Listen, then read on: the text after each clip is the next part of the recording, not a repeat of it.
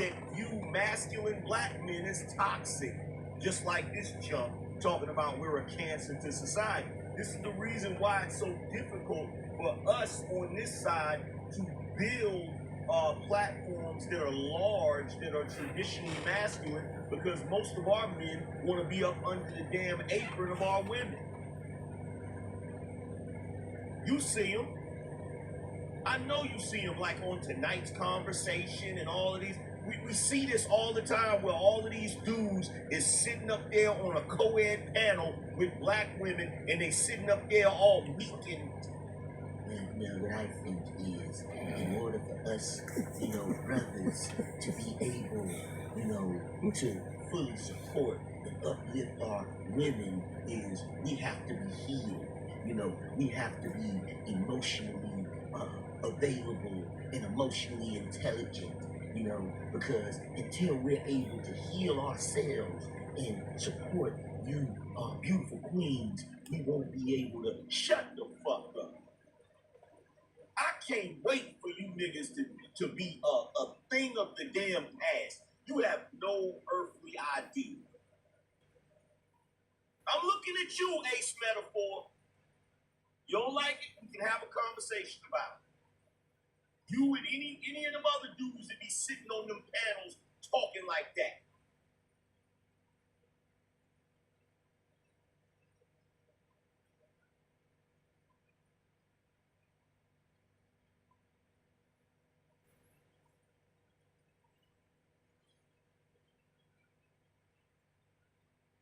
Tonight's conversation is gonna get you at, man, please. Do you think I'm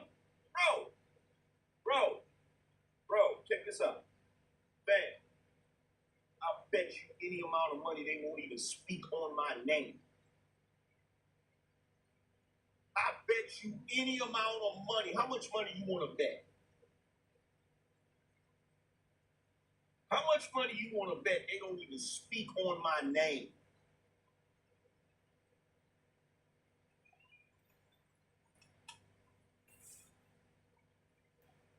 They don't want that smoke with me. You better start paying attention. You better start paying attention. You better start paying attention. See, here's the thing. Here's the thing. This is the way this works. When you have a show like that, that show is contingent. That show and the profitability of that show is contingent upon continuing to push the false narrative that they push. The last thing they want is for me to actually be able to challenge that shit. Daniel Cameron was... They don't want, bruh.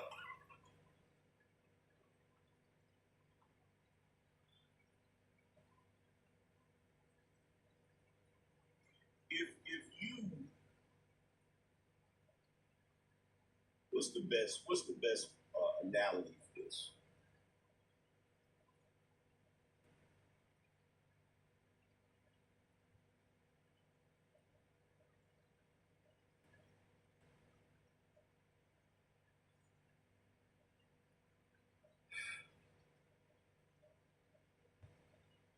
Let me tell you something. Let me tell you something. I want you to keep this. I want you to understand this. If you don't understand nothing about the Angryman, I'm gonna say this so y'all can hear this crystal clear, right? The other night, we had about 2,000 people watching.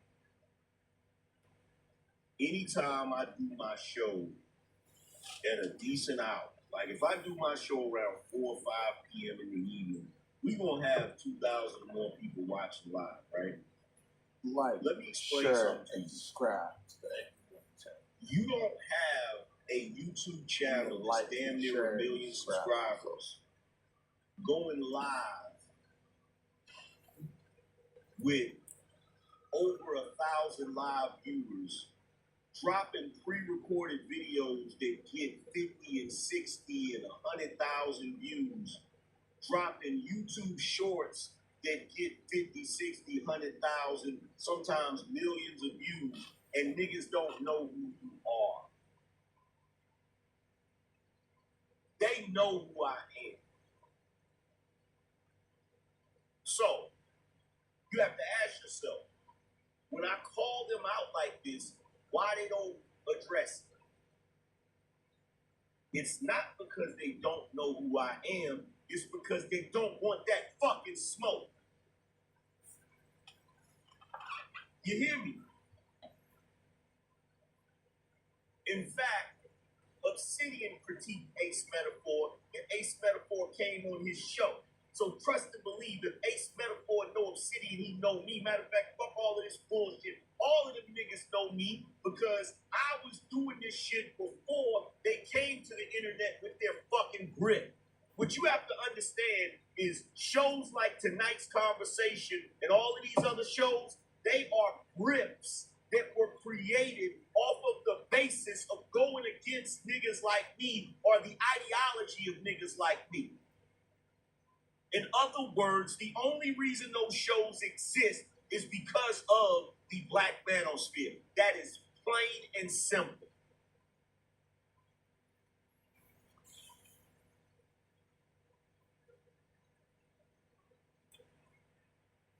They don't want that smoke with me because they want to continue their grip. See, niggas ain't as brave as white boys. See, a white boy leftist, like, say, Destiny, he'll debate Andrew Wilson. He'll debate pretty much anybody on you know, he'll debate any of them white boys that represent masculinity and conservatism and all of that. See, when you look at black folks, niggas is cowards. Niggas is cowards. And they do that because they understand they don't have to debate us. See, in the white dynamic, in order for you to get respect as a man, you have to get that respect from other men.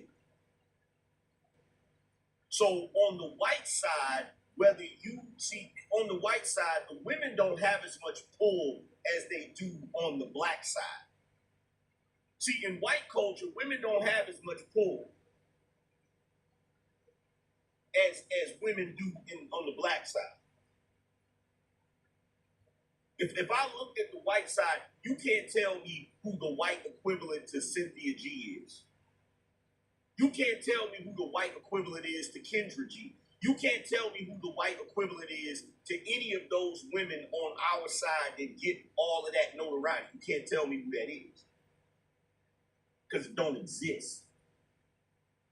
And even if it do exist, nobody gives a shit on that side. On that side, if the left is going to be represented, it has to be represented by the men. It has to be represented by people like Destiny. It has to be represented, because that's the only way they can get respect on that side.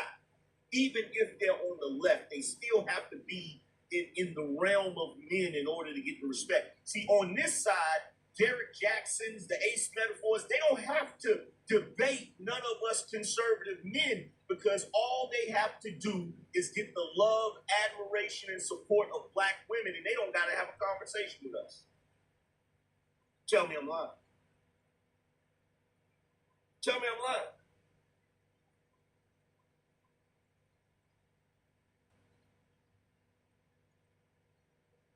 Tell me I'm lying.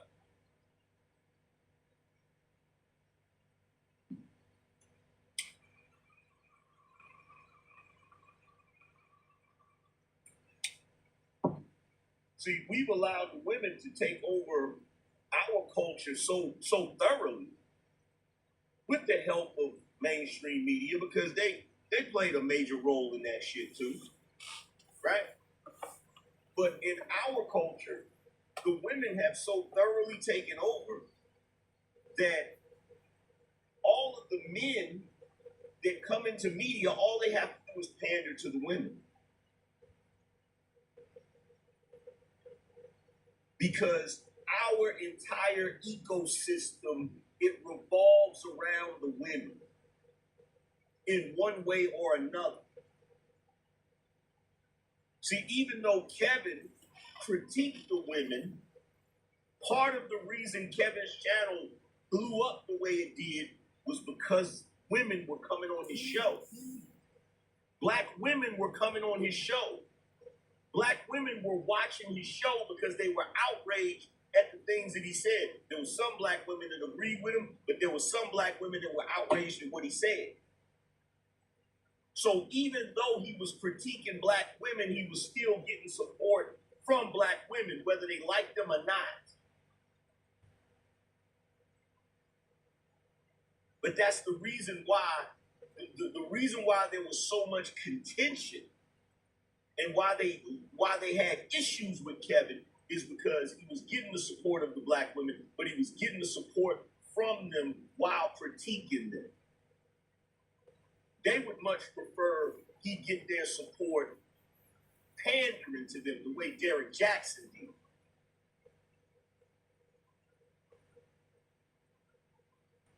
But our entire ecosystem, so whenever you Negroes want to come in here and you want to say, well, Angryman, why you ain't as big as Kevin Samuels, why you ain't as big as Fresh and Fit, why you ain't as big as whatever podcast, because I don't sit up here with women on my show. My brand is not built on the support of women. I'm one of the few black men that operates the way a lot of the white boys operate.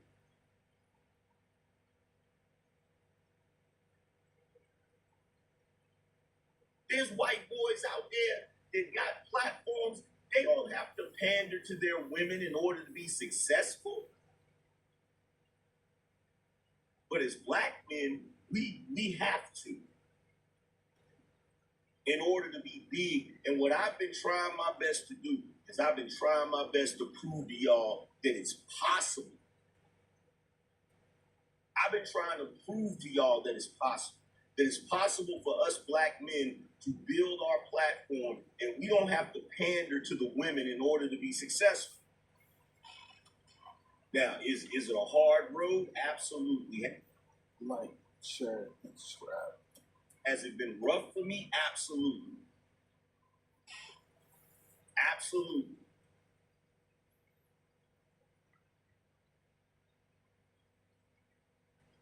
But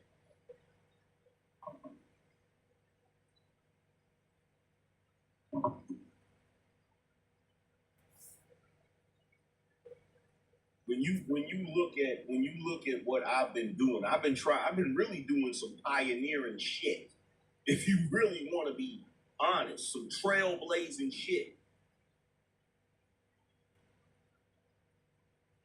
Because if you're a black content creator, if you're a black male content creator, I don't care how you talk. I don't care if you talk more right-leaning shit or you talk more left-leaning shit, right? Eventually, you're going to have them women on your panel. Eventually, you're going to have them women on your show. Eventually. Shout out to Miss Angryman. Because we're so, it's crazy because I hear black women saying they need to decenter themselves from men. Like, when have y'all been male-centered? Y'all ain't never been male-centered. But see, that's what they do. That's what black women do. They commandeer our struggle so that we never get to address our struggle. I'm going to say that again. Black women commandeer black men's struggle so that we never get to address our struggle. They have us chasing ghosts because we're always trying to address a struggle that they don't have. They'll sit there and act like, oh, the problem with black women is that they're male-centered. Black women ain't never been male-centered, but black men are definitely female-centered. Everything a black man do is based on what black women do. Everything. You tell a black man, hey man, your mama ain't shit. He ready to crash out and go to prison for the rest of his life because you said something about his mama, a woman you don't even know. You say something about a white guy's mama, he don't give a shit. You sitting on a panel having a debate with Andrew Wilson, and you say, "Hey, Andrew, your mama ain't shit," he gonna be like, "Is that your argument? Is that really what you want to like? Is that where you want to go with that?"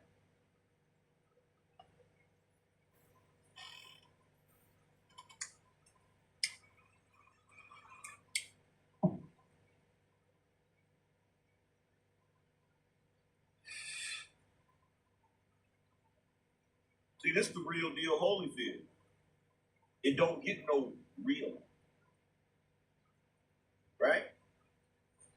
Ace Metaphor ain't crazy. The whole reason why he started tonight's conversation and included women in this shit is because he knew he wouldn't be able to get that motherfucker off the ground without the women on that shit. Let's be honest. He knew that. He knew that. And that's the main reason why the vast majority of black male content creators, they have to figure out some kind of way to incorporate the women into it. It just is what it is. They have to incorporate the women into it some kind of way.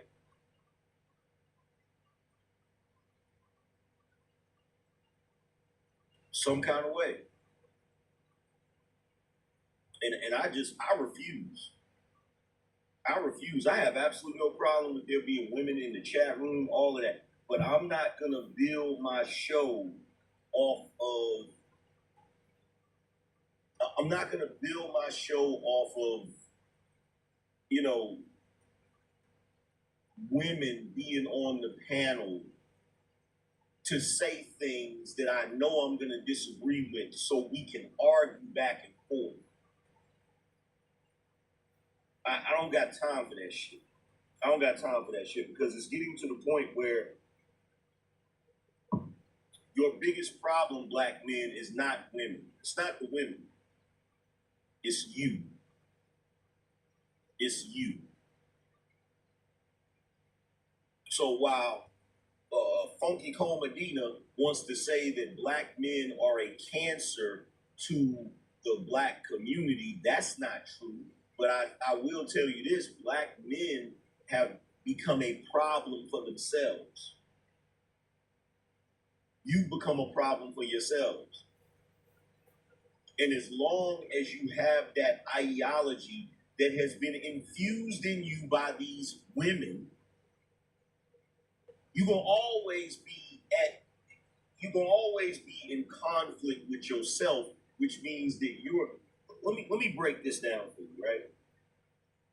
Any man that has an internal conflict is a non-factor. And the reason why they want you to be a non-factor is because if you're having self-conflict, self-doubt, unsure of yourself, battling yourself and what you should and shouldn't do, if you're going through that, you're going to be out of the way so that that woman can run everything.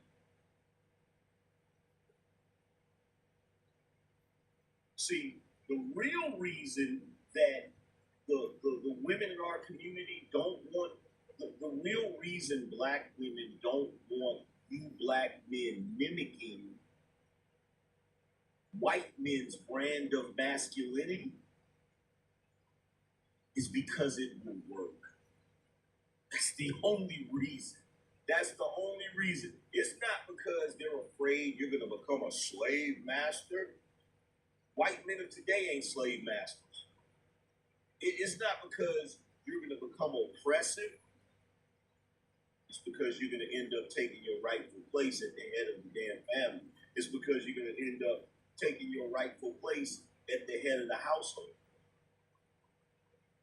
That's the only reason. They're using the concept of white patriarchy and everything they claim it entails, which is supposed to be oppression and abuse and all of these things. They're using that to try to keep you in a place of effeminate masculinity, a form of pseudo-masculinity where they dictate for you how you're supposed to function and how you're supposed to behave.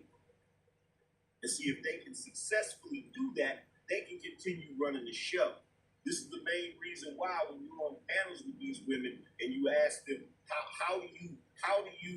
what do you do to be a good woman? The first thing they say out of their mouth is they'll say, "Well, I allow my man to lead. I allow him to be the man." You need to really pay attention to those words. Allow. Allow. It's just like the other night I was on Trey's panel and there was a chick up there talking crazy and I went up there to talk shit. Because she was trying to explain to the brothers what leadership is. She was trying to explain to the brothers what leadership is. And I'm going to keep it all the way funky with you.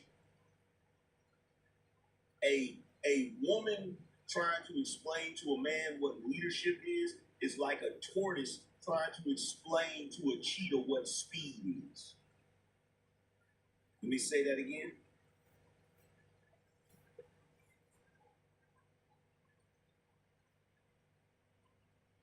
A woman trying to explain to a man what leadership is like a tortoise trying to explain to a cheetah what speed is. But wait a minute, Angry Man, are you saying that women can't be leaders to other women? Absolutely. See, a tortoise can explain to a snail what speed is. He just can't explain to a cheetah what speed is. It's relative. And I know it's going to be people who go say, "Oh, that's the sun," and then so what? Call it whatever you want to call it. Call it whatever you want to call it. The biggest problem with us is black men is we don't know how to unapologetically be men. We don't know how to unapologetically be men. Now, here's the funniest thing about it. The funniest thing about it is this whole Funky Comedina talking about black men are a cancer to the black community. Oh, really? Well, guess what? This current batch of black men, guess who raised them?